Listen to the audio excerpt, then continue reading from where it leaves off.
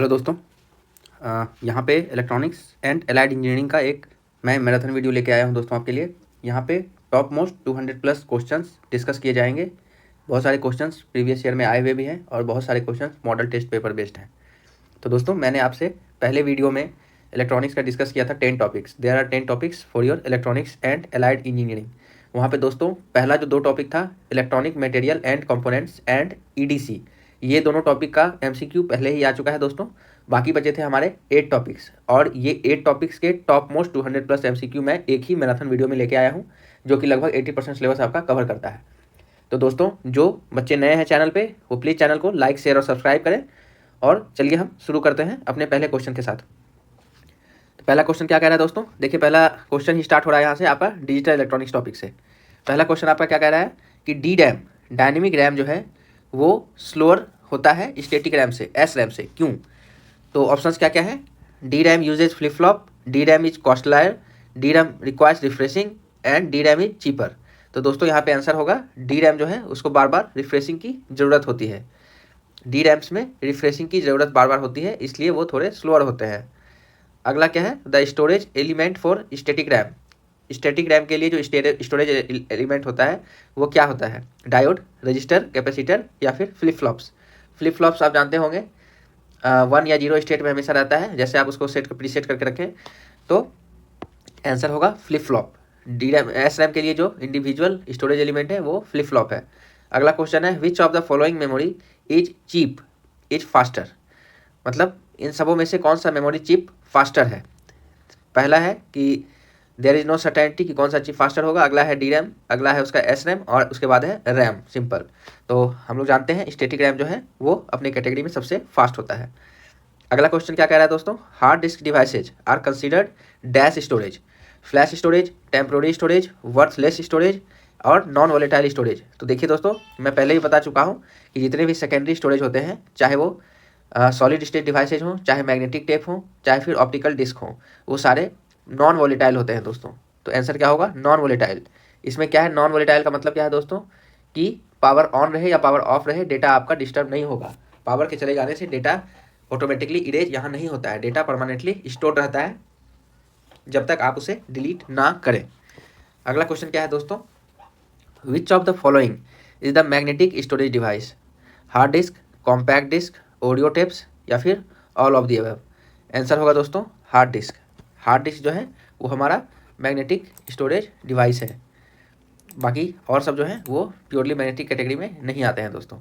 अगला क्वेश्चन क्या है? Where do you save the data where do you save the data that your data will remain intact when the even the power computer is turned off। मतलब अभी मैंने बताया था कि computer का टर्न ऑन या टर्न ऑफ होने से जहाँ पे डिस्टर्बेंस नहीं हो डेटा स्टोरेज में, उसे हम लोग सेकेंडरी स्टोरेज डिवाइस कहते हैं, जिसमें आपका SSD, SSD, pen drive, SD card, optical device, ये सारे आते हैं दोस्तों सेकेंडरी स्टोरेज में।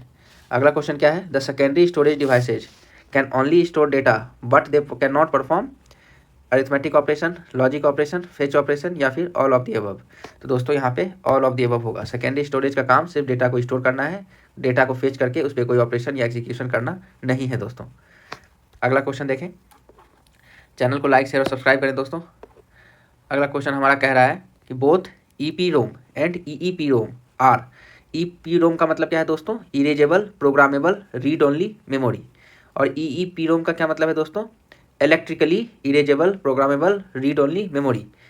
तो बोथ आर क्या है? सीक्वेंशियल एक्सेस मेमोरी है, रैंडम एक्सेस मेमोरी है, नॉन वोलेटाइल मेमोरी है या फिर डिस्ट्रक्टिव मेमोरी है। तो दोस्तों आप जानते हैं कि हमारा जो सिस्टम होता है उसका जो ऑपरेटिंग सिस्टम है वो उसके रोम में लोड रहता है। तो रोम अगर वोलेटाइल हो जाएगा तो क्या होगा दोस्तों? जितने बार पावर ऑफ होगी विंडोज चला जाएगा, फिर से इंस्टॉल करना पड़ेगा। तो रोम हमेशा नॉन वोलेटाइल होता है दोस्तों। रोम का ये सब कैटेगरी है, ई रोम, पी रोम, डबल ई रोम, ट्रिपल ई रोम, मगर एक्चुअली रोम जो होता है वो नॉन वोलेटाइल होता है। अगला क्वेश्चन क्या है दोस्तों? Considering X as a binary variable, अगर एक्स को एक हम बाइनरी वेरिएबल माने, X is a binary variable, इसका वैल्यू 0 होगा या फिर 1 होगा। The boolean expression X dash, या इसको हम लोग एक्स बार भी कहते हैं, equivalent to 0 is equivalent to. तो इसमें 0, अच्छा एक्स डैश इंटू 0 है, यहाँ पे देख लीजिए आप, एक्स डैश इंटू 0। तो मान लीजिए आप एक्स आपका कुछ भी हो, जीरो के साथ जब भी मल्टीप्लाई होगा तो जीरो ही आएगा। मान लीजिए एक्स अगर 1 है फिर भी जीरो आएगा, 1:0, 0:0 भी आपका जीरो आएगा, तो आंसर होगा जीरो। अच्छा, a plus A P gets simplified to, एक बुलियन एक्सप्रेशन है दोस्तों a प्लस ए बी। तो इसको सिंप्लीफाई करने के लिए क्या करेंगे, a कॉमन आएगा, 1 प्लस बी आएगा, 1 प्लस कोई सा भी बुलियन नंबर हो, 1 प्लस 0 हो या फिर 1 प्लस 1 हो, आंसर होगा 1। तो यहाँ क्या होगा, a इंटू 1, और a इंटू कुछ भी 1 हो या 0 हो, 1 से कुछ भी मल्टीप्लाई होगा वही आएगा a, तो आंसर होगा a। Considering x and y as binary variables, the Boolean expression x plus y plus 1 equivalent to, देखिए दोस्तों x अगर 0 हो y 1 हो तो 0 plus 1 plus 1 equal to 1, x अगर 1 हो y इक्वल टू 0 हो, यहाँ पे भी आपका आंसर आएगा 1। दोनों अगर 0 हो तब भी आएगा 1, और दोनों अगर 1 हो तब भी आएगा 1। तो यहाँ पे आंसर क्या होगा दोस्तों, 1। ये बूलियन एक्सप्रेशन को लेकर कुछ क्वेश्चन हैं। अच्छा, हाफ एडर जो होता है दोस्तों, उसमें कौन सा इसमें से सिग्नल नहीं रहता है, सम तो होता है, आउटपुट वो देता है, कैरी आउट भी देता है, मगर कैरी इन वो नहीं लेता है, कैरी इन वो नहीं लेता है, उसमें कैरी इन नहीं होता है, बस कैरी आउट होता है दोस्तों। अच्छा, ए मैग्नीट्यूड कंपैरेटर डिटरमाइंस, ए ग्रेटर देन बी करता है, ए लेस देन बी भी करता है डिटरमाइन, ए इक्वलेशन भी करता है, तो ऑल ऑफ द अबव होगा दोस्तों। Which digital system translates coded character into a more intelligible form, एक कोई सा भी मैसेज जो कोडेड है उसको इंटेलिजिबल मतलब रीडेबल फॉर्म में कन्वर्ट कौन करता है, रीडेबल फॉर्म में कन्वर्ट कौन करता है, तो decoder. A device that uses a binary decoder to direct a digital signal from a signal source to one of the several destination, मतलब एक सिग्नल सोर्स से सेवरल डेस्टिनेशन में मैसेज को डिकोड करके डालने वाले को क्या कहते हैं। तो देखिए, डिकोडर का काम है डिकोड करना, और डिकोड करके सेवरल सोर्स में ब्रॉडकास्ट करना काम है डी मल्टीप्लेक्सर का, तो आंसर होगा demultiplexer. A decoder can be used as a demultiplexer by tying all enable pins low, यहाँ पे टाइंग हुआ दोस्तों, आर काट लीजिए, मतलब जितने भी इनेबल पिन है डिकोडर के उनको 0 से जोड़ दें, या फिर tying all data selection lines low, या फिर tying all data selection lines high, या फिर using input lines as selection lines and enabling line for data input. तो दोस्तों इसमें क्या होता है कि डिकोडर का अगर हम लोग इनपुट लाइन को सिलेक्शन लाइन की तरह यूज करें तो वो डीमल्टीप्लेक्सर की तरह काम करता है, ये आपने पढ़ा भी होगा डिजिटल इलेक्ट्रॉनिक्स में। अगला क्वेश्चन क्या है दोस्तों, if an encoder has n input lines the number of output lines is n to the power 2, 2 to the power n, या फिर log 2 n। ईजी सा क्वेश्चन है दोस्तों, अगर हमारा इनकोडर में n इनपुट है तो हमारा आउटपुट कितना होगा, 2 टू द पावर n, तो यहाँ 3 अगर है तो यहाँ पे आउटपुट में 8 होगा, 2 to the power n। One application of a digital multiplexer is to facilitate code conversion, parallel to serial conversion, many to one data conversion, या फिर डिजिटल स्विचिंग। इन सबों में से डिजिटल डी मल्टीप्लेक्सर का कौन सा काम है। तो हमने जाना है कि मल्टीप्लेक्सर क्या करता है, मल्टीप्लेक्सर करता है वन मेनी टू वन, मतलब बहुत सारे डेटा जो आपके आ रहे हैं मल्टीप्लेक्सर में जाएंगे, वन डेटा बन जाएंगे, और फिर यही वन डेटा डी मल्टीप्लेक्सर में जाएगा और बहुत सारी जगह पे ब्रॉडकास्ट हो जाएगा। तो मेनी टू वन होता है दोस्तों मल्टीप्लेक्सर, और वन टू मेनी होता है डी मल्टीप्लेक्सर। अच्छा, जेके फ्लिप फ्लॉप जो है वो नो चेंज कंडीशन में कब रहता है, हमारा जो जेके फ्लिप फ्लॉप है दोस्तों वो नो चेंज कंडीशन में कब रहता है। नो चेंज का मतलब क्या हुआ कि जो हम इनपुट डाल रहे हैं आउटपुट भी सेम निकलेगा, मतलब बफर स्टेट इसको कहते हैं, इसको बफर स्टेट भी कहते हैं। तो जे जब 0 हो और के भी 0 हो तो वो नो चेंज स्टेट में रहेगा दोस्तों, जे इक्वल टू 0 एंड के इक्वल टू 0। अगला क्या है, 39 बेस 10।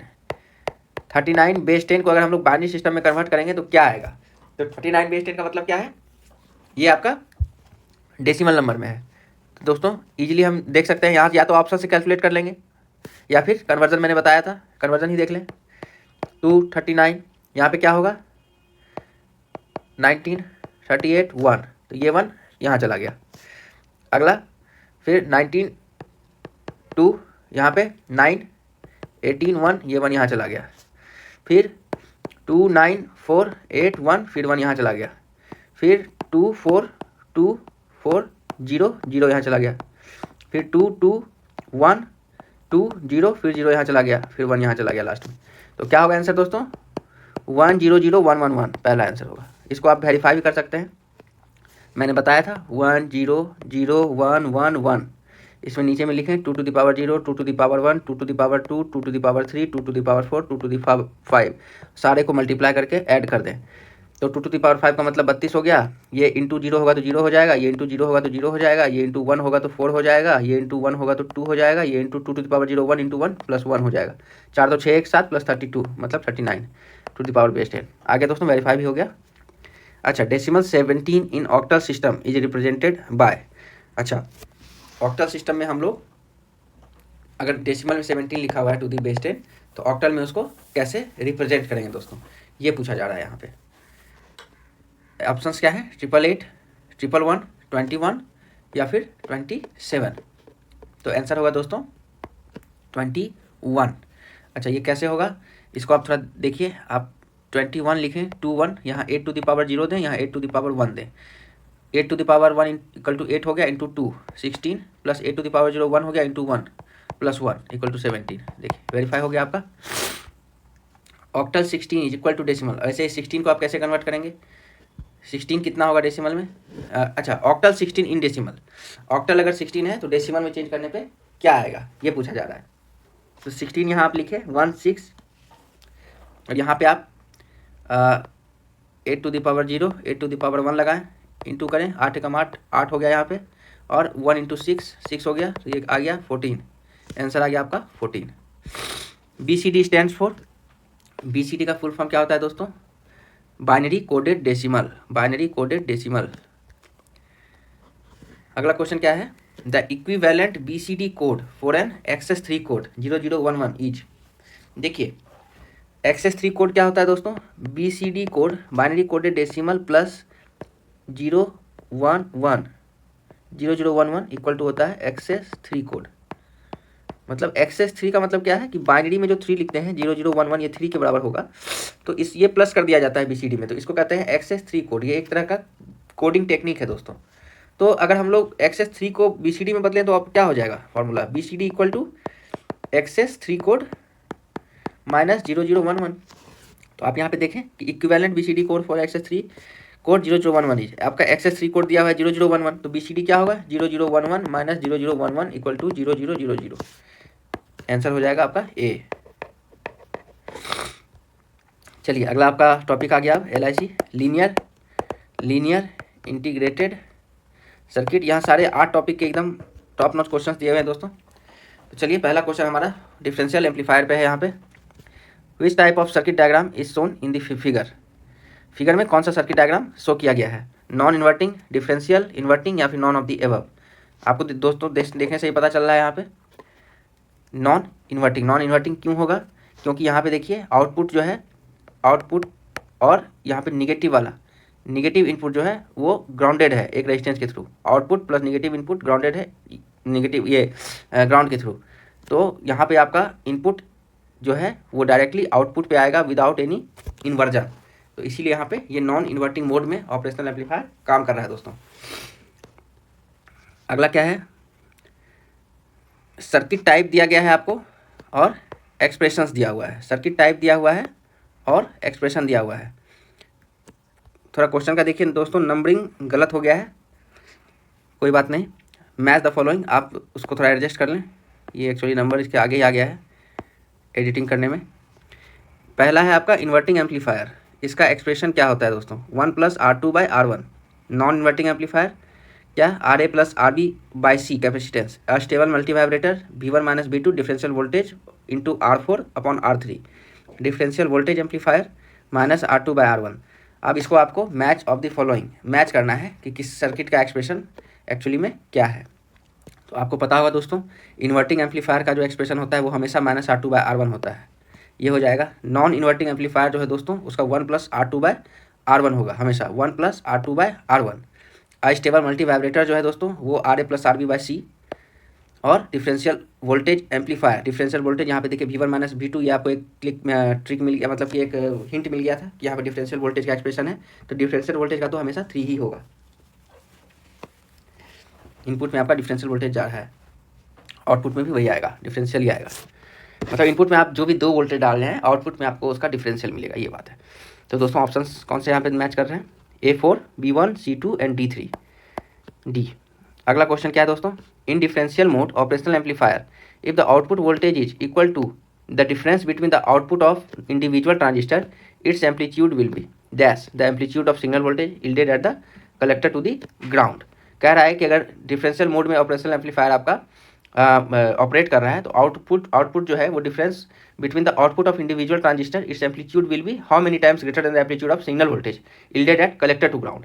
तो क्या हो जाएगा दोस्तों, ट्वाइस हो जाएगा, ट्वाइस उसका जो है आउटपुट जो इंडिविजुअल ट्रांजिस्टर का है इसका एम्पलीट्यूड जो है twice the amplitude of signal voltage yielded at collector to ground हो जाएगा। Offset voltage of dash is zero. किसका ऑफसेट वोल्टेज, इन सबों में चारों दोस्तों ऐसी हैं, टाइमर है, VCO है, IC 741 और 723 है। तो ये क्या है कि इसमें से चारों में से किसका ऑफसेट वोल्टेज जो है वो हमेशा जीरो सेट किया हुआ रहता है, तो IC 741 का। Output impedance of an ideal operational amplifier is, एक आइडियल ऑपरेशनल एम्पलीफायर का आउटपुट रेजिस्टेंस या आउटपुट इम्पिडेंस जिसे हम कहते हैं वो हमेशा बहुत ही कम होना चाहिए दोस्तों। What is the level of the voltage between the input terminals of operational amplifier.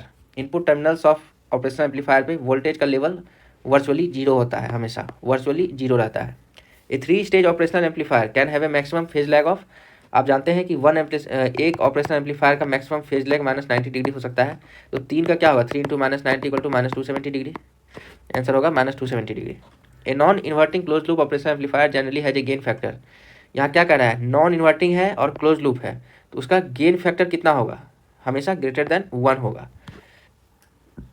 Close loop voltage gain of an inverting amplifier, आपसे अब क्लोज लूप ही पूछा जा रहा है किंतु इन्वर्टिंग एम्पलीफायर के बारे में पूछा जा रहा है। तो the feedback resistance divided by input resistance, voltage gain का फॉर्मूला पूछ रहा है आपसे, क्या होगा, feedback resistance divided by input resistance और ओपन लूप वोल्टेज गेन, या फिर the ratio of input resistance to feedback resistance, या फिर the input resistance.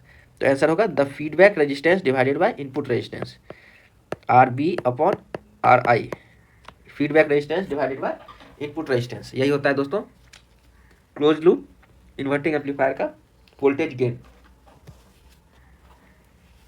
Which one is not a feature of N operational amplifier, RRB JEE 2013 में आ चुका है। Operational amplifier का इन चारों में से कौन सा एक फीचर नहीं है पूछा जा रहा है।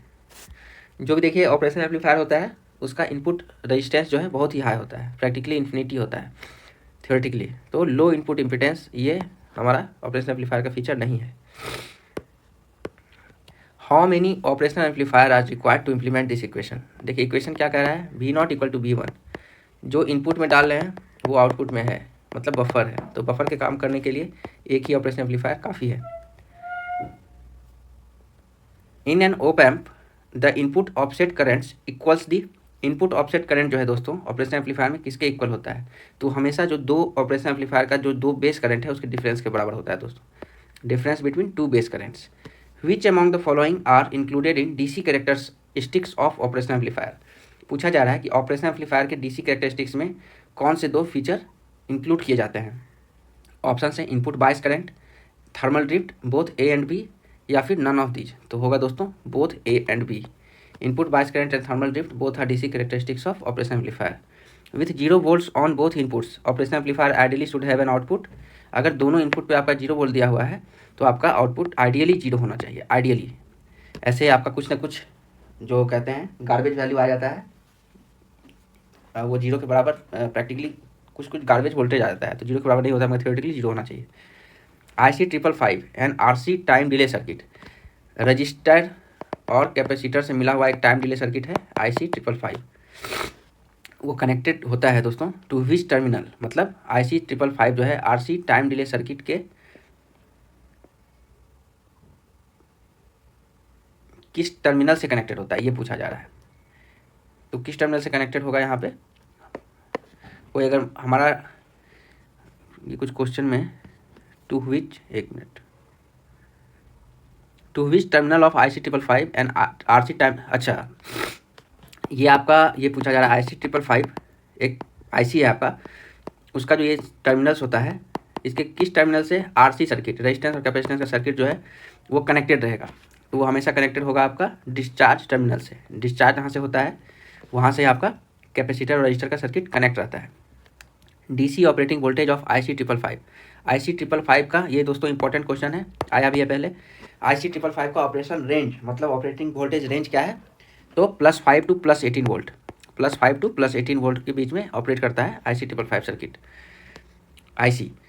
IC555 का मैक्सिमम सोर्स करंट, सोर्स पे मैक्सिमम कितना करंट हम डाल सकते हैं, मैक्सिमम कितना वो लोड लेगा सोर्स पे करंट का, तो 200 milli ampere is the maximum source current IC555। IC555 can be used as, IC555 को किस तरह हम लोग यूज कर सकते हैं, वोल्टेज कंट्रोल ऑसिलेटर या फिर one shot multi vibrator, astable multi vibrator, या फिर ऑल ऑफ द अबव। तो दोस्तों IC555 को जैसे जैसे उसका हम पिन कन्फिग्रेशन चेंज करते हैं वो तीनों मोड में ऑपरेट कर सकता है। वो VCO की तरफ भी ऑपरेट कर सकता है, वन शॉट मल्टी वाइब्रेटर की तरफ भी ऑपरेट कर सकता है, और अस्टेबल मल्टी वाइब्रेटर की तरफ भी कर सकता है। अस्टेबल का मतलब क्या है कि ये वन शॉट का मतलब वन टाइम है, और अस्टेबल का मतलब लगातार वाइब्रेशन देगा, all of the above. IC555 is easy to use in a variety of application at low cost.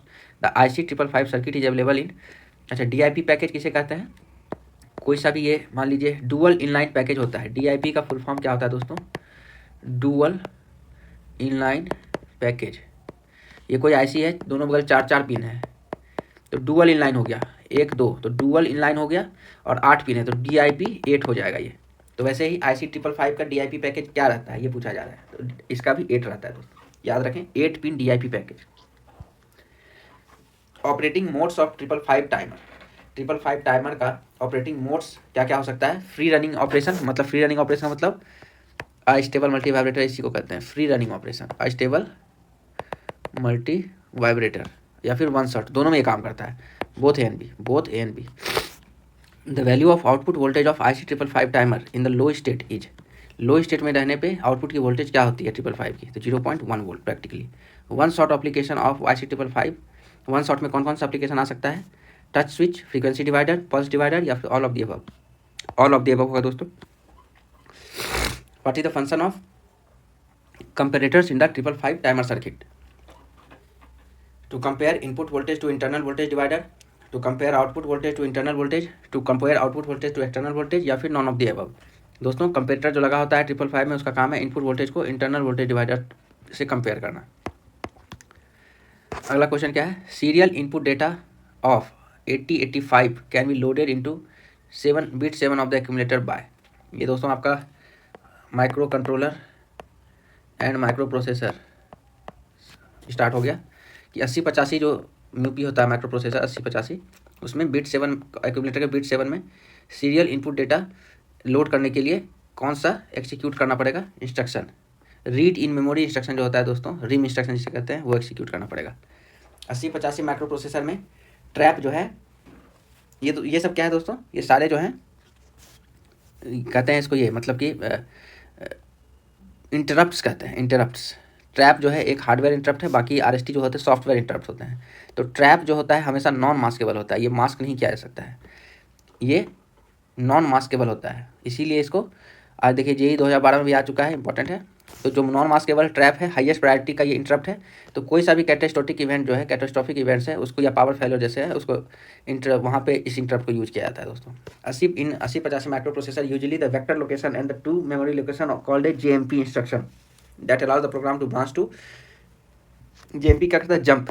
ये जब भी किसी प्रोग्राम का एक्सिक्यूशन होते रहेगा, अगर JMP हम एक्सिक्यूट कर दें तो वो किसी अनदर लॉन्गर सब रूटीन पे जंप कर जाएगा program, another longer subroutine पे जंप कर जाएगा प्रोग्राम।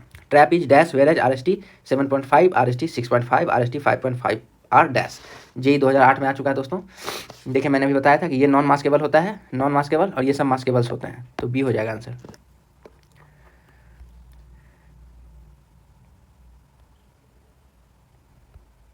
अगला क्वेश्चन क्या है, the address to which a software और hardware restart branches is known as, किस एड्रेस पे हार्डवेयर या सॉफ्टवेयर रीस्टार्ट वो जो है पॉइंट करेगा, वेक्टर लोकेशन कहेंगे उसको, vector location. Vector interrupt is interrupt that takes the program to a vector location. Trap vector to, trap जो है हमारा, उसका वेक्टर लोकेशन क्या डिफाइन किया गया है, 0024H हेक्साडेसिमल में। RST 7.5 का लोकेशन क्या है, 003CH, 003C, ये एक साथ है। RST 6.5 का 0034H, तो RST अगला क्या बचा 5.5, उसका क्या होगा 002CH, आंसर होगा RST 5.5 002CH। What is the memory word size for thin micro processor, thin micro processor category का मेमोरी वर्ड साइज कितना होता है? तो 18 bits. What is the length of data buffer register? Data buffer register का length of data क्या होता है? 12 bit. ये सब फैक्चुअल क्वेश्चन है दोस्तों, याद रखें, 12 bits. How many input output ports can be accessed in direct method? Direct method में हम लोग कितना इनपुट आउटपुट पोर्ट एक्सेस कर सकते हैं? तो 4096 input output ports. What is the length of program counter? Program counter का लेंथ कितना होता है? 18 bits. What is the length of instruction register? 12 bits. What is the length of accumulator? ये भी दोस्तों 12 बिट्स ही होता है। Which of the following interrupt is unmaskable? Trap, अभी मैंने बताया था, ट्रैप अनमास्केबल होता है। If the instruction RST5 is written in programme the program will jump to which location? RST5 अगर लिखा हुआ है, RST5 का मतलब RST 5.5 0028 पे चला जाएगा। विच of the following interrupt has the highest priority? Trap, बताया था मैंने कि ट्रैप का प्रायोरिटी हाईएस्ट होता है। अगर आप 3 इंटरप्ट डाल रहे हैं, ट्रैप RST 6.5 5.5, तो आपका एक्सिक्यूट होगा trap. Which of the following are vectored interrupts? Vectored interrupts का मतलब इन सब में से किसका एड्रेस दिया हुआ है?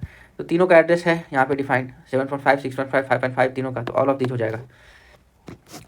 What is the direction of the data bus? Data bus, देखिए ये क्वेश्चन आ चुका है JEE 2012 में कि डेटा बस जो है वो हमेशा बाय डायरेक्शनल होता है दोस्तों, जान लें। क्योंकि देखिए इनपुट से आप प्रोसेसर में दे रहे हैं, प्रोसेसर से आउटपुट में जा रहा है, मगर इनपुट से जब आप प्रोसेसर में दे रहे हैं तो प्रोसेसर से फिर आता है यहाँ पे फेच करने, फिर जाता है।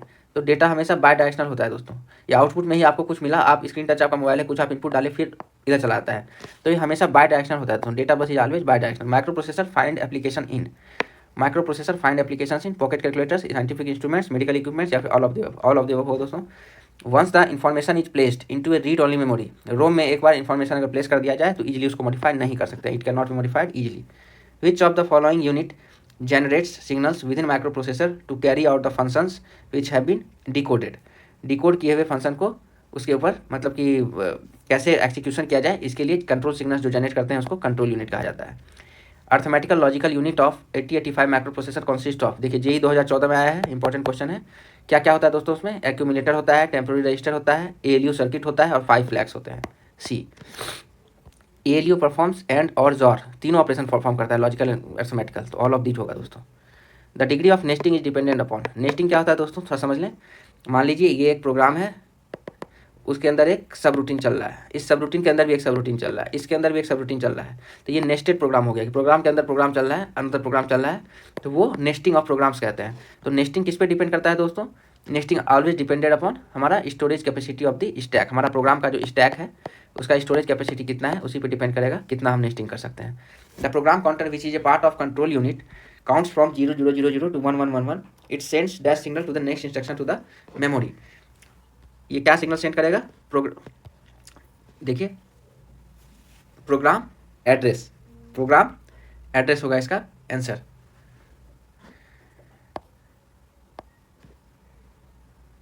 अगला क्या है? In 8085 microprocessor to disable the whole interrupt system.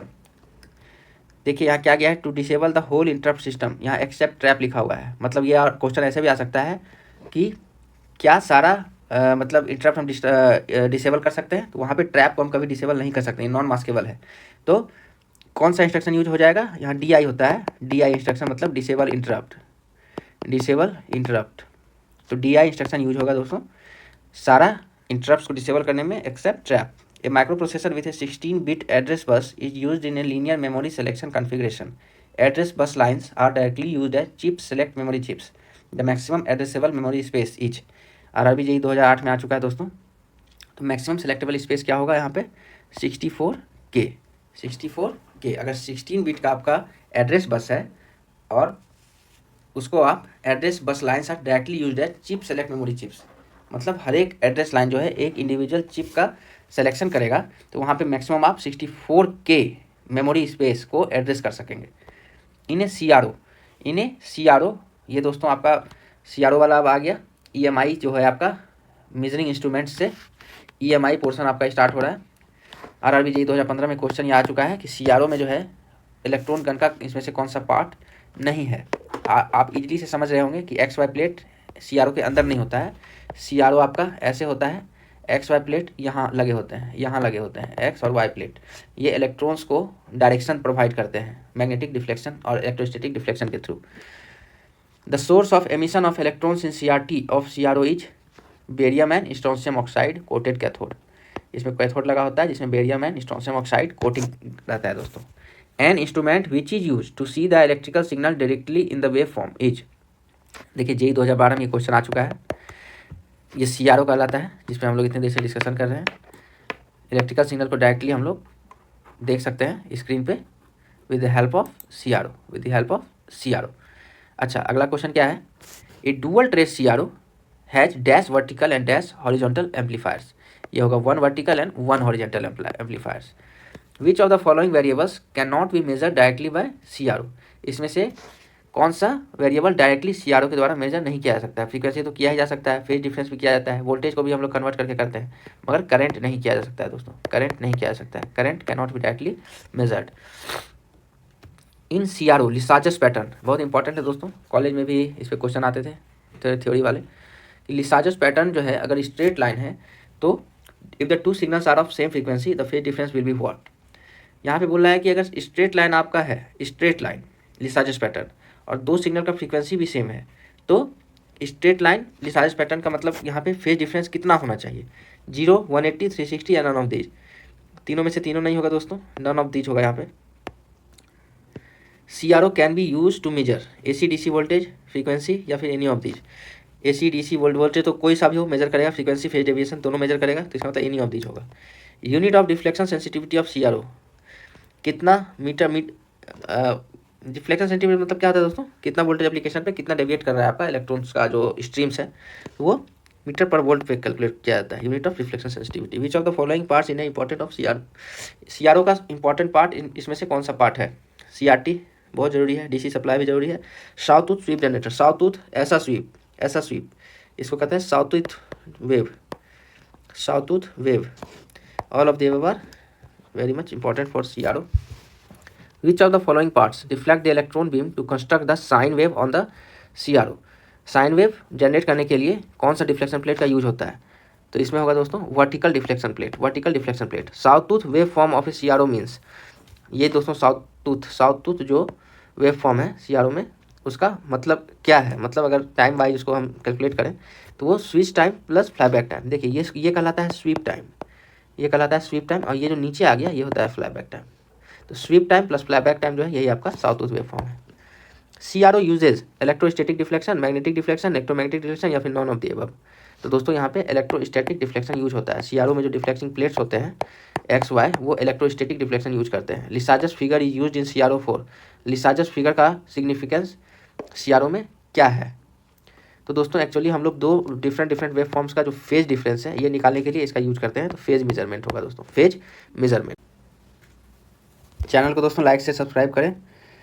अगला क्वेश्चन देखिए 101 क्या कह रहा है कि लिसाजस फिगर जो है अगर 90 डिग्री का रहेगा तो वो कौन सा पैटर्न हमें स्क्रीन पे दिखाई देगा, स्ट्रेट लाइन, सर्किल, ओवल या फिर नॉन ऑफ दीज। तो देखिए 90 डिग्री का फेस शिफ्ट, जब दो वेव है मान लीजिए साइनसोइडल, और दोनों में 90 डिग्री का फेस शिफ्ट है, तो हमारा जो लिसाजस पैटर्न होता है वो इस टाइप का आएगा, सर्कुलर। अच्छा, विच of the following methods is adopted for focusing the electron beam in CRT। Cathode ray tube में फोकस करने के लिए इलेक्ट्रिक बीम को कौन दो मेथड्स यूज होते हैं। कहीं इलेक्ट्रोस्टैटिक भी यूज होते हैं, कहीं मैग्नेटिक भी यूज होते हैं दोस्तों, both. What is the function of time based oscillator, TBO। CRO में टाइम बेस्ड ऑसिलेटर का फंक्शन क्या है, ये क्या करता है, टाइम बेस्ड सर्किट के लिए फ्रीक्वेंसी जनरेट करता है, अगला क्या है, the difference between the spectrum analyser and CRO। Spectrum analyser और CRO के बीच में कौन सा डिफरेंस है मेन। एक्चुअली CRO जो है वो टाइम डोमेन सिग्नल पे अच्छा काम करेगा, और स्पेक्ट्रम एनालाइजर जो है फ्रीक्वेंसी डोमेन सिग्नल को एनालाइज करता है। तो बी होगा दोस्तों answer. Deflection sensitivity of CRO depends upon, deflection sensitivity जो होती है CRO की, वो deflection voltage and separation between the plates end plate length. XY plate जो है उसका सेपरेशन क्या है और प्लेट का लेंथ क्या है, और डिफ्लेक्शन वोल्टेज का अमाउंट क्या है, इस पर डिपेंड करेगा deflection sensitivity. The screen of CRT cathode ray tube is covered from inside with A fluorescent substance. वो कौन सा फ्लोरोसेंट सब्सटेंस है दोस्तों, जिंक का कंपाउंड। अगला क्या है, the wave form used in X plates of CRO for deflection of electron beam, left और राइट इज। लेफ्ट और राइट अगर डिफ्लेक्शन करना है इलेक्ट्रॉन बीम का तो X प्लेट पे कौन सा वेव फॉर्म हम यूज करेंगे, तो ये वाला वेव फॉर्म यूज होगा, साउथूथ, हमने भी पढ़ा था। अगला क्या है दोस्तों, the function of both deflection plates of CRO deflection, जितने भी डिफ्लेक्शन प्लेट्स हैं सीआरओ के, उनका फंक्शन क्या है? तो उनका एक ही फंक्शन है, deflect the beams, deflect the beam, या तो हॉरिजेंटल जैसा आपका यूज है या तो वर्टिकल। अगला क्या है कि in CRO the anode voltage with respect to cathode, CRO में एनोड का voltage with respect to cathode कितना होता है? 20 kV। अगला है the trigger control of CRO, CRO का जो ट्रिगर कंट्रोल है वो क्या, उसका मेन मतलब कि ट्रिगर कंट्रोल ऑफ सीआरओ क्या कंट्रोल करता है? तो horizontal rolling of signal display, horizontally ये आपका स्क्रीन है, तो ये जो रोलिंग होता है हॉरिजेंटली, ये ट्रिगर के द्वारा कंट्रोल होता है। The sensitivity of oscilloscope is, oscilloscope का सेंसिटिविटी कितना टू कितना होता है? इसमें दोस्तों ऑसिलोस्कोप का सेंसिटिविटी पूछा जा रहा है आपसे, क्या ये 0.11 millivolt per division to 5 millivolt per division होगा, या 1 milli volt per division to 10 milli volt per division होगा, या फिर आपका 1 मिली वोल्ट पर डिवीजन से लेके 50 मिली वोल्ट पर डिवीजन होगा, और आपका क्या है 1 मिली वोल्ट पर डिवीजन से लेके 100 मिली वोल्ट पर डिवीजन होगा। ये चारों में से एक्चुअली दोस्तों सेंसिटिविटी ऑफ ऑसिलोस्कोप क्या कहते हैं कि मतलब आपका स्क्रीन पे जो ऑसिलोस्कोप आउटपुट दिखा रहा है उसका सेंसिटिविटी, मतलब उसका डिफ्लेक्शन जो है वो कितना मिली वोल्ट से कितना, उसका मतलब कि डेविएशन होगा, वो मिनिमम कितना, मतलब कि ये कहते हैं ना लीस्ट वैल्यू, लीस्ट कितना वोल्टेज का अगर हम लोग डिफ्लेक्शन करेंगे तो कितने कम से कम वोल्टेज पे वो डिफ्लेक्ट हो सकता है। तो वही यहाँ पे मेन पूछा जा रहा है कि आपका ये जो वैल्यू है कि 0.11 मिली वोल्ट का भी अगर डिफरेंस आता है आपका इनपुट में सेंसिटिविटी, मतलब ऑसिलोस्कोप या सीआरओ जो इसको आप बोलते हैं, तो वहाँ पे आपका स्क्रीन पे डिफ्लेक्शन दिखाई देगा। तो आंसर होगा 0.11 millivolt to 5 millivolt per division. अगला क्या है, the intensity of beam displayed on the face of CRO is kept low for, ये सिंपल सा चाहिए पावर, मतलब कि increasing the life of CRT. ये क्या होगा कि अगर जो गन होता है दोस्तों, ये जो सीआरटी का यहाँ पे गन होता है जिससे इलेक्ट्रॉन्स निकलते हैं, ये जितना ज़्यादा आप इंटेंसिटी रखेंगे उतना ज़्यादा इलेक्ट्रॉन्स निकलेगा, जितना ज़्यादा इलेक्ट्रॉन्स निकलेगा उतना लाइफ इलेक्ट्रॉन गन का कम होगा, तो increasing the life of CRT. अगला क्वेश्चन क्या है, a dual beam oscilloscope, a dual beam oscilloscope consist of 2 electron guns. आ भी चुका है दोस्तों आरआरबी जेईई 2015 में, इंपॉर्टेंट क्वेश्चन है। Measurement of high frequencies above 10 megahertz can be carried out on sampling oscilloscope. 10 megahertz से अबव के high frequency को हम लोग मेजर करने के लिए सैम्पलिंग ऑसिलोस्कोप का यूज करते हैं। The frequency range of a sweep oscillator, sweep oscillator भी एक टाइप है, use in CRO is kept 1 kilohertz to 300 kilohertz, 1 kilohertz to 300 kilohertz, 1 hertz to 300 kilohertz. Sweep oscillator का जो इनपुट फ्रीक्वेंसी रेंज है 1 hertz to 300 kilohertz है। In a CRT emission of electrons take place, मैं जो ये electron gun की बात कर रहा था, ये जो इलेक्ट्रॉन गन की दोस्तों बात कर रहा था आपसे, ये गन जो है कितना टेम्परेचर पे गर्म होकर इलेक्ट्रॉन छोड़ता है, तो ये 800 डिग्री सेल्सियस होगा दोस्तों। अब आपका देखिए कम्युनिकेशन सिस्टम से क्वेश्चन आ गया। कम्युनिकेशन सिस्टम से यहाँ क्या पूछा जा रहा है, एक एफएम सिस्टम में मॉड्यूलेशन इंडेक्स अगर 1 है, एफएम सिस्टम का अगर म्यू का वैल्यू जिसको आप कहते हैं 1 है, तो फ्रीक्वेंसी डेविएशन कितना होगा? फ्रीक्वेंसी डेविएशन कितना होगा? 100 किलोहर्ट्ज, 75 किलोहर्ट्ज, 25 किलोहर्ट्ज या फिर 52 kilohertz. Standard formula based question है दोस्तों। 1 के लिए वैल्यू 75 किलोहर्ट्ज की आती है। FM signals are generally propagated by, FM signals को प्रोपेगेट करने के लिए क्या हम लोग यूज़ करते हैं? देखेंगे आप लोग बड़े बड़े सिटी में एफएम के टावर्स होते हैं, लंबे छोटे छोटे टावर्स होते हैं। ये actually line of site communication होता है, जिसको हम लोग इसको हम लोग डायरेक्ट वेव्स भी कहते हैं। Direct waves, one to another, ऐसा डायरेक्ट वेव्स कहते हैं इसको। In FM the amplitude of modulating signal AF varies with, modulating signal का जो अपना एम्पलीट्यूड है वो कैसे वेरी करता है? कैरियर का जो फ्रीक्वेंसी है उसके आधार पे, frequency of the carrier wave. For an unmodulated RF signal, for an unmodulated radio frequency signal the output of a FM detector is always 0। Unmodulated RF signal के लिए FM डिटेक्टर का हमेशा 0 रहेगा आउटपुट। अच्छा, the Fidelity of A radio receiver depends upon, Fidelity क्या होता है दोस्तों? फिडेलिटी कुछ भी नहीं है, फिडेलिटी हम लोग कहते हैं कि जो हमारा एक्चुअली रेडियो रिसीवर का काम क्या है दोस्तों? रेडियो रिसीवर का काम है कि वो कितने अच्छे से सिग्नल को कैच कर रहा है और हमारे पास प्रोड्यूस कर रहा है, कितने अच्छे से सिग्नल को कैच कर रहा है और हमारे पास प्रोड्यूस कर रहा है। तो उसका फिडेलिटी दोस्तों किस पे डिपेंड करेगा? क्वेश्चन इस पे पूछा जा रहा है। ये जो उसका कैरेक्टरिस्टिक्स है कि सिग्नल को रिसीव करके और उसको हमें आउटपुट में एज इट इज प्रोवाइड करना, ये किस पे डिपेंड करेगा? तो ये इसका मतलब ये कि रिप्रोडक्शन ऑफ वेव्स। मतलब फिडेलिटी का मतलब ही है आपका, सॉरी, डिटेक्शन ऑफ वेव्स, कितने अच्छे से, जितने अच्छे से वो डिटेक्ट करेगा वो उतने अच्छे से उसको प्रोड्यूस कर पाएगा। तो Fidelity of radio receiver mainly depends upon detection of radio waves. अगर अच्छे से डिटेक्ट ही नहीं कर पाएगा तो प्रोड्यूस भी नहीं अच्छे से कर पाएगा। The type of modulator use in AM transmission, amplitude modulation transmission में जो कौन से मॉड्यूलेटर का यूज करते हैं, तो होगा answer class C modulator with negative feedback.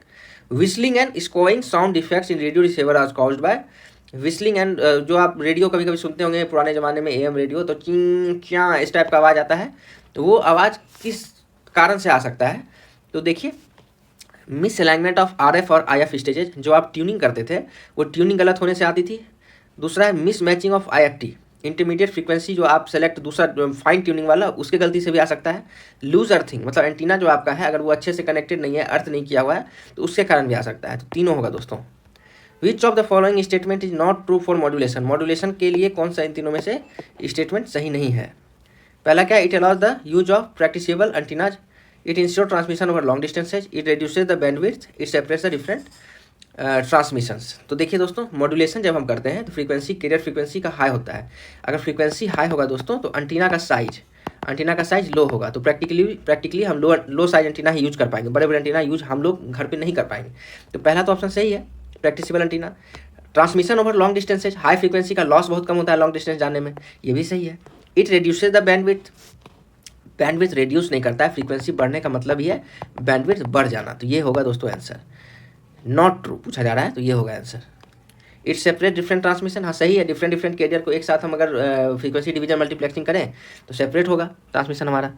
In AM transmission the frequency which is not transmitted is, AM transmission में ऑडियो फ्रीक्वेंसी ट्रांसमिट नहीं होते हैं, इसलिए टीवी के जो एंटीनाज होते हैं दोस्तों, उसमें आप देखते होंगे ऑडियो और वीडियो दो सिग्नल अलग अलग से आते हैं, रिसीव होते हैं। कभी कभी ऐसा भी होता था कि वीडियो आ रहा है अच्छा, ऑडियो नहीं आ रहा है, तो AM में हमारा ऑडियो फ्रीक्वेंसी ट्रांसमिट नहीं होता है क्योंकि उसका बैंडविड्थ बहुत कम होता है। In AM wave modulation 100% modulation carrier is suppressed the percentage of power saving, मतलब अगर 100% मॉड्यूलेशन है और कैरियर को सप्रेस करते हैं तो 66.7% पावर सेव हो जाएगा। ये बेसिक फार्मूला पे बेस्ड है, आप स्टैंडर्ड फार्मूला पे पुट करोगे तो आंसर निकलेगा इसका। 400 वाट का कैरियर है हमारा, डेप्थ ऑफ मॉड्यूलेशन 75% है। The total power of the modulated wave would be, depth of modulation आपका 75% दिया हुआ है और 400 वाट का कैरियर है, तो टोटल आपका power the total power of the modulated wave would be 210 वाट, 512 वाट, 450 वाट या फिर 620 वाट। दोस्तों ये 210 वाट होगा, पावर घट जाएगी। डेप्थ ऑफ मॉड्यूलेशन 75% है, इसलिए पावर यहाँ पे घट जाएगी। मॉडर्न स्टैंड फॉर JEE 2015 में आ चुका है क्वेश्चन, मॉड्यूलेटर डीमॉड्यूलेटर ए। अगला है for an AM signal bandwidth is 6 kHz, highest frequency component is 600 kHz, the carrier frequency used for this AM signal is. RRB JEE 2015 में आ चुका है दोस्तों, इसको आप लोग फार्मूला पे बेस करके सॉल्व करें। इसका आंसर 597 होगा। क्यों होगा, ये देखें 600 आपका kHz का कैरियर दिया हुआ है और 6 kHz का आपका बैंडविड्थ दिया हुआ है BW, तो फ्रीक्वेंसी जो होता है वो BW/2 होता है। 3 kHz आपका फ्रीक्वेंसी निकल जाएगा, तो आपका हाईएस्ट फ्रीक्वेंसी कंपोनेंट प्रेजेंट है 600 kHz, 6 kHz, तो कैरियर फ्रीक्वेंसी यूज हाईएस्ट अगर 6 kHz है तो देखिए हाईएस्ट क्या होता है, फ्रीक्वेंसी का रेंज होता है C+F C-F, तो हाईएस्ट 600 है और लोएस्ट क्या होगा,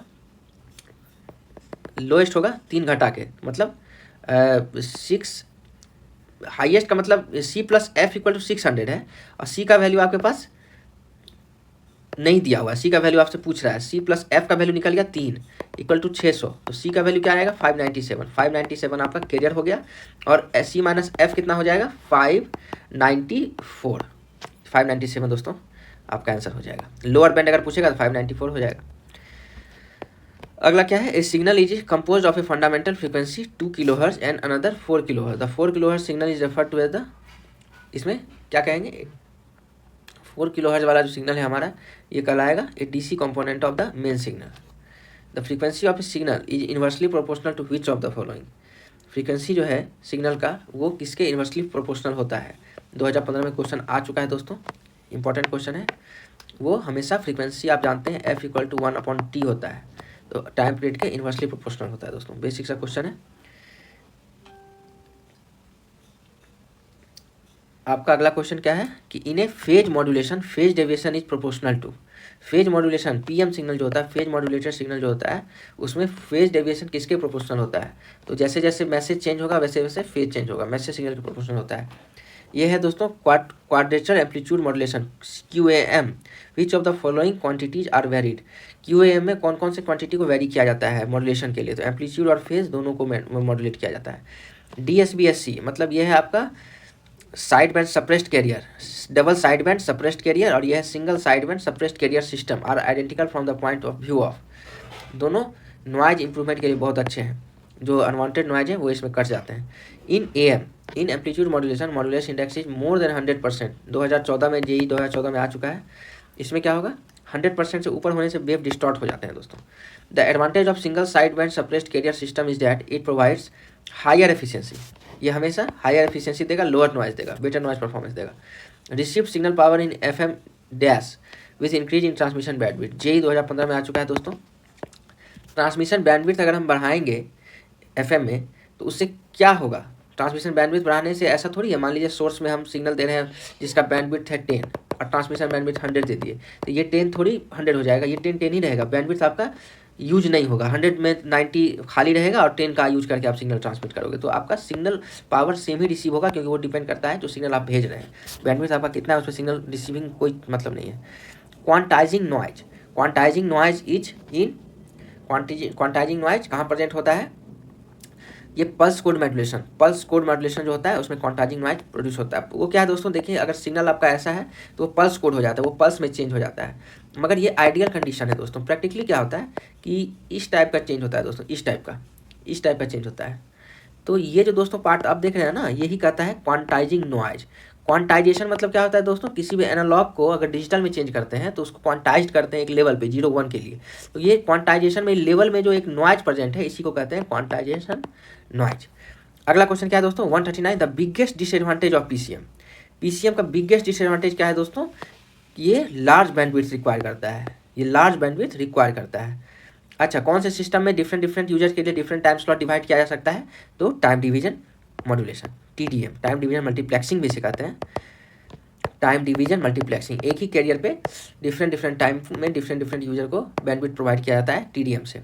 for a transmission of normal speech signal, normal speech signal के ट्रांसमिशन के लिए PCM channel needs a bandwidth of 64 kHz।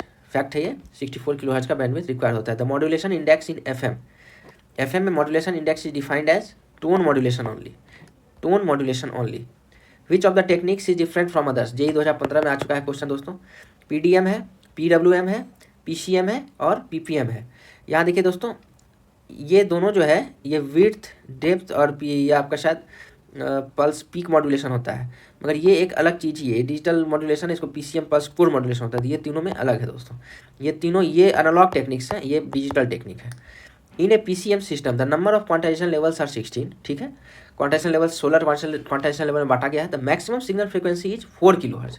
Maximum signal frequency है आपका 4 kHz। The bit transmission rate will be देखिए यहाँ पे मैक्सिमम सिग्नल फ्रीक्वेंसी 4 kHz है, quantization level 16 है। तो बीट ट्रांसमिशन आपका क्या है, क्वांटाइजेशन लेवल ऊपर 8 नीचे 8 होगा। यहाँ पे ये एक दोस्तों, यहाँ पे आप क्वांटाइजेशन का एक फार्मूला होता है, वहाँ से आप निकालेंगे तो आपका आंसर आ जाएगा। kbps में इसको लाना पड़ेगा, किलो बिट्स पर सेकंड। ये किलो हर्ज में दिया हुआ है ना, तो किलो हर्ज जो है वो ठीक ही है, क्या किलो बिट्स पर सेकंड पे ही ये कन्वर्ट होगा। तो ये डिजिटल में जब आपका क्वांटाइजेशन हो जाएगा तो 32 kbps का बिट रेट यहाँ पे देगा। Many low speed channel are merge into high speed transmission by time division multiplexing. बहुत सारे लो स्पीड को हाई स्पीड में बदलने के लिए TDM किया जाता है। ए फ्लो बिटवीन टू डिवाइसेज अगर इन्हें देखिए कम्युनिकेशन से आ गया आपका नेटवर्क से, नेटवर्क वाला पोर्शन आपका आ गया नेटवर्किंग कि दो डिवाइस के बीच में कौन सा कम्युनिकेशन हो सकता है। सिंप्लेक्स का मतलब डिवाइस 1 2 है तो एक ही तरफ कम्युनिकेशन होगा। डुप्लेक्स का मतलब दोनों तरफ कम्युनिकेशन होगा। हाफ डुप्लेक्स का मतलब होता है कि एक तरफ से बोलने के बाद जब तक दूसरा रुकेगा नहीं, दूसरी तरफ से नहीं बोल सकेंगे। और फुल डुप्लेक्स का मतलब होता है जैसे हम लोग मोबाइल पे बात करते हैं, हम भी बोल रहे हैं तुम भी बोल रहे हो, दोनों का आवाज़ आ जा रहा है। तो ऑल ऑफ द अबव, सारे तरीके से कम्युनिकेशन हो सकता है। Simplex, half duplex, full duplex, all of the above. The channel in data communication, data communication क्या क्या हो सकता है, सेटेलाइट के थ्रू कर सकते हैं, टेलीफोन लाइन के थ्रू कर सकते हैं, रेडियो वेव के थ्रू भी कर सकते हैं, ऑल ऑफ दीज। अगला क्या है, in a client server model, the user computer is considered client. यहाँ पे यूजर कंप्यूटर को क्लाइंट माना जाता है। अगला क्या है, the information to be communicated in a data communication system is known as, information जो भी हम कम्युनिकेट करते हैं उसको मैसेज कहा जाता है। A combination of hardware and software which provides facilities for sending end receiving of information between computer devices, इसको क्या कहते हैं, एक combination of hardware and software. क्या है दोस्तों, वहाँ पे NIC भी है, नेटवर्क इंटीग्रेटिंग कार्ड भी है, और मीडियम भी है आपका जिससे आप ये करते हैं, और आपका फायरवॉल जैसा सॉफ्टवेयर भी है, एप्लीकेशन सॉफ्टवेयर प्लस OS भी है, सब मिला के क्या बनाता है, network. To create a dash personal computer can be connected together, एक नेटवर्क बनाने के लिए different personal computer can be connected together. Several computers link to a server to share program storage space is called, several computers linked together to share program and space is called network. The most important or powerful computer in a typical network is, network server जो होता है वो most important powerful computer होता है किसी भी typical network का। Which of the following term is associated with network, इनमें से कौन सा टर्म एसोसिएटेड है नेटवर्क से, MS Excel, mouse, word, connectivity, तो ये तीनों तो नहीं होगा, कनेक्टिविटी है। The first computer network of the world is ARPANET, advance research project agency network, advance research project agency network इसका फुल फॉर्म है। देखिए यहाँ पे आ भी गया है, क्वेश्चन भी आ चुका है। ARPA stands for advance research project agency network. अगला क्वेश्चन क्या है, that's refer to physical media through which communication signal data and information can be transmitted from one point to another, एक पॉइंट से दूसरे point तक ले जाने के लिए किस चीज़ का यूज करते हैं हम लोग, तो ट्रांसमिशन मीडिया का होना बहुत जरूरी है, या तो वो गाइडेड मीडिया हो या तो नॉन गाइडेड मीडिया हो। Transmission media can be divided into 2 categories, guided and unguided, both can be. Unguided का मतलब वाईफाई हो गया, गाइडेड का मतलब केबल्स हो गया। विच of the following is considered broadband communication channel, broadband communication channel में किसको हम ले सकते हैं, कोएक्सियल, फाइबर ऑप्टिक, माइक्रोवेव, तीनों कंसीडर होगा दोस्तों, तीनों हाई बैंडविड्थ प्रोवाइड करने वाले चैनल हैं, इसलिए ब्रॉडबैंड चैनल कहा जाता है। Which of the following are example of bonded transmission medium, coaxial, waveguide, fibre optic, तीनों बॉन्डेड है क्योंकि तीनों हार्डवेयर से देखे जा रहे हैं। फाइबर ऑप्टिक भी हार्डवेयर है, कोएक्सियल भी हार्डवेयर है, और आपका वेवगाइड भी हार्डवेयर है। तो तीनों गाइडेड चैनल हैं, जो भी एयर में ट्रांसमिट होते हैं वो अनगाइडेड होते हैं। तो all of these, the slowest transmission speed are of twisted pair cable, twisted pair cable का ट्रांसमिशन स्पीड सबसे स्लो होता है। Pair of wires are twisted together, pairs of wire are twisted together which are surrounded by an insulating material known as jacket. Coaxial cable has conductor with common axis. Coaxial cable में क्या होता है कि एक copper wire है, उसके ऊपर cladding है, फिर उसके ऊपर एक जाल नुमा आकार का तार है, उसके ऊपर फिर जैकेट है, तो ये कोएक्सियल एक्सिस इनका सेम होता है, इसलिए कोएक्सियल कहा जाता है। To connect a computer with a device in the room we might be likely use a, मतलब रूम टू रूम कनेक्ट करना है या उसके, या फिर बहुत ही कॉमन छोटा सा स्पेस में कनेक्ट करना है, तो कोएक्सियल केबल उसमें यूज होता है दोस्तों। What is the maximum data capacity of fibre optic cable, fibre optic का केबल का 1000 Mbps तक का मैक्सिमम डेटा कैपेसिटी है। The loss in signal power as light travels down the fibre is called an attenuation, मैं पहले बता चुका हूँ। फाइबर ऑप्टिक्स में TIC टोटल इंटर रिफ्लेक्शन से रेज जाती हैं ऐसे ऐसे करके, तो इसमें जो लॉस होता है इसको एटेनुएशन कहा जाता है।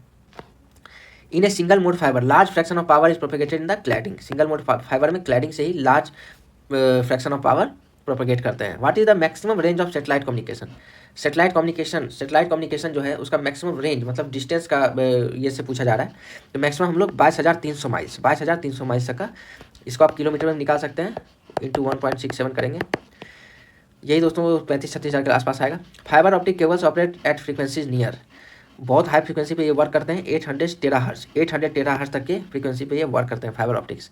Different computers are connected to A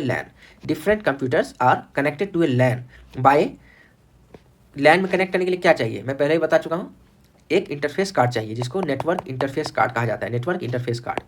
which of the following are advantages of fibre optic data transmission, यहाँ पे देखिए नॉइज भी कम होता है, फास्ट डेटा रेट भी है, और थेफ्ट भी नहीं हो सकता है, जैसे ही आप काटेंगे लाइट आना बंद हो जाएगा, ट्रांसमिशन ही बंद हो जाएगा।